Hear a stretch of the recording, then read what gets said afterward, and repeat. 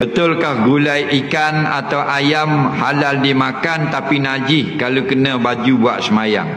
Jawabnya, dengar dulu betul-betul. Biar faham.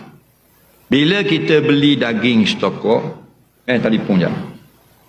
Stokor daging, kita beli daging.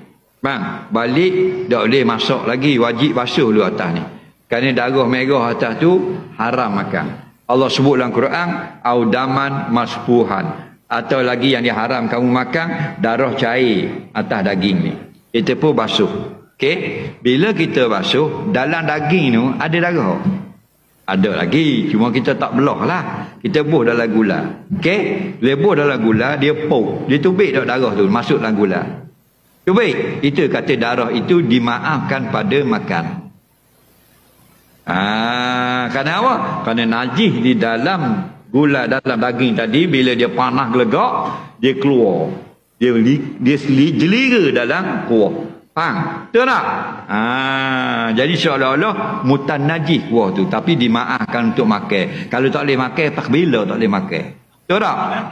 Tetapi tidak dimaafkan pada pakaian untuk solat. Lepas tu kalau kena air gula tadi di baju, wajib basuh. Itulah yang disebut oleh tok guru kita, orang dak wangi mengajar dalam kitab fiqh Syafi'i, betul dah. Okey?